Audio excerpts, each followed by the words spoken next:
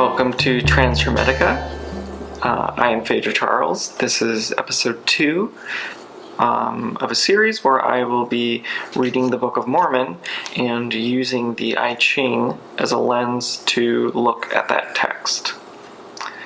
Last week we went through the story of Nephi and his brothers going to Jerusalem to get the plates of brass from Laman, which ended in a very violent beheading of Laman. The following chapters, I'm going to give a summary of those. These are going to be chapters 7 and 8 in the Book of Nephi, and after that I will share the reading that I did for these chapters.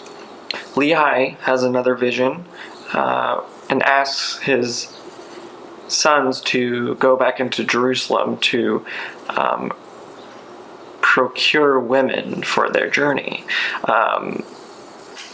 It makes sense that, if they're planning, if at the heart of this is Lehi planning to start his own civilization, their family is made up entirely of men, except for the mother.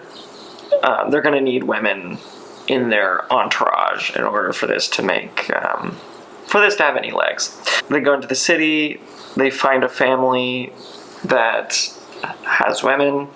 Nephi makes a very supposedly very passionate argument that, instantly they're like, okay, we're going to leave all of our stuff behind and come with you out to the desert. On their way back to out to the desert to get to Lehi, they the older brothers and the women, the daughters of this family, are basically, start talking, and they're like, wait, why are we doing this? Like, let's just go back to the city and go party, and this is stupid. And Nephi is like, no, you guys remember, you know better.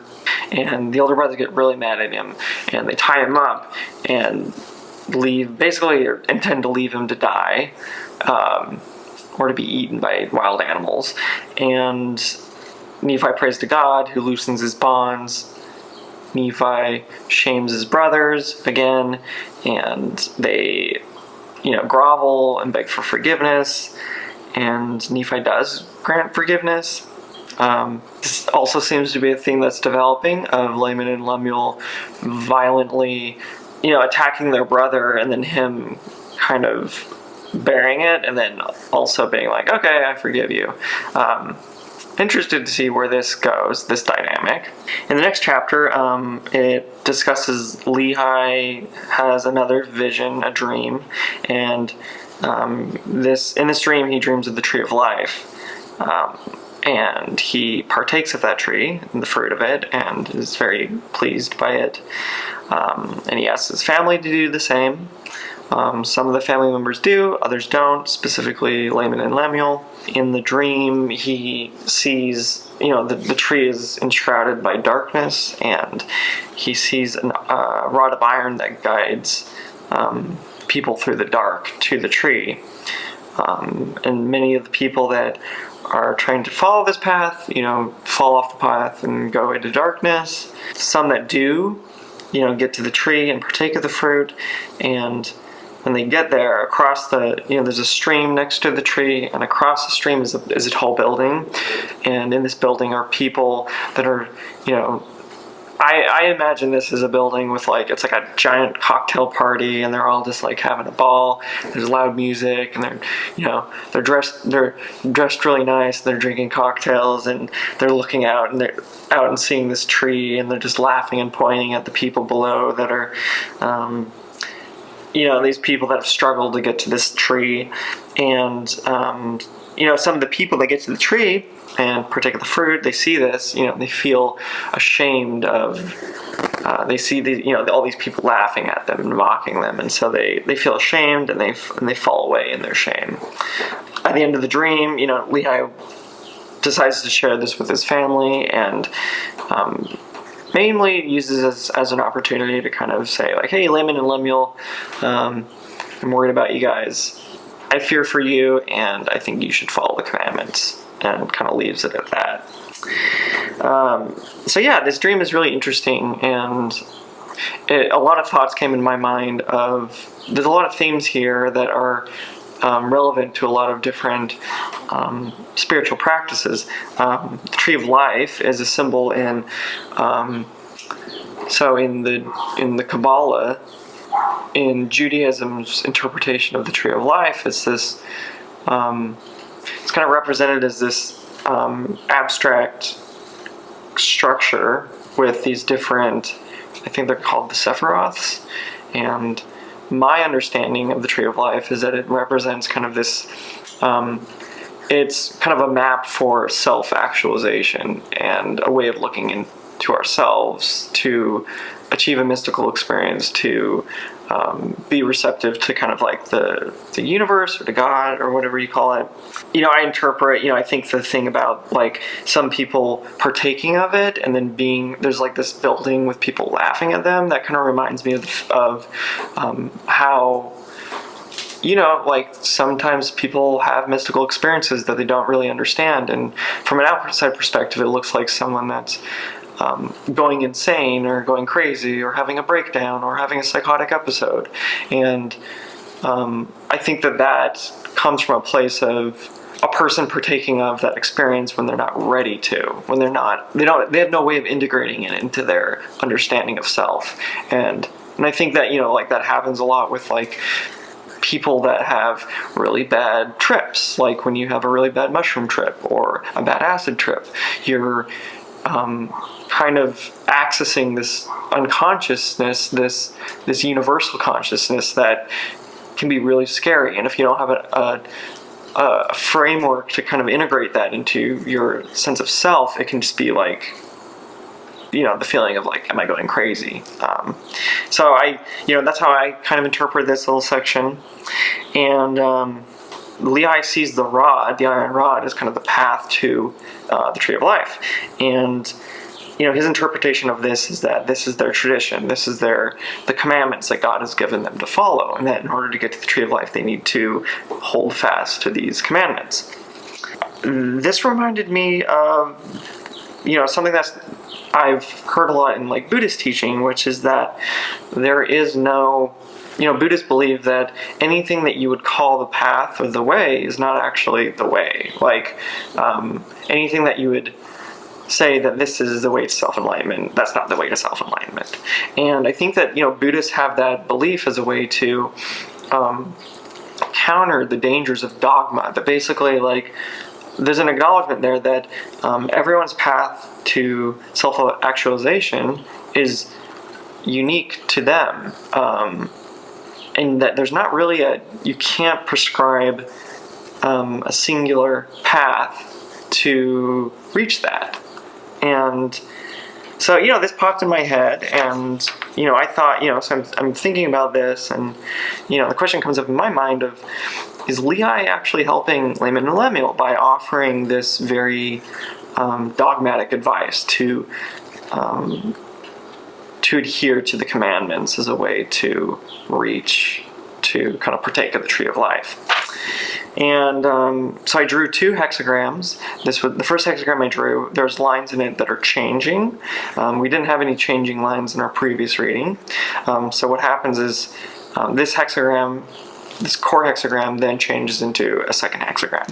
So we're going to look at the first hexagram, and we're going to look at the second one, and then try to understand everything through that shift of what's happening there. So the first hexagram is Blight, which is hexagram 18. And I'm just going to read real quick the judgment. So the supreme fortune, it profits to cross a great stream 3 days before, 3 days after the first day. On the judgment, the firm is above, the yielding is below, wind is halted, supreme fortune, all under heaven is well governed, a great stream is crossed, an enterprise of moment undertaken. Each ending is a commencement, this is the movement of heaven. On the image of the hexagram, wind below mountain, the true gentleman cultivates inner strength, he rouses the folk. And then reading, I kind of read through some of the analysis of this hexagram, and there was a couple things that stood out to me. So basically, Blight, I think this hexagram implies that there's going to be the current situation can lead to ruin if something within the structure of the organization, within the structure of self, is not corrected. In this case, we're talking about the family. So, looking at some of the passages that stood out as I was reading this analysis, writing the blight within a family, cauterizing delays set in motion over time by the parents. Before larger affairs can be put in order, family affairs must be set straight. And so I interpret this as Lehi is having these visions that basically they're leaving civilization and they're going out into the desert and there's no path forward yet. They don't know where they're going.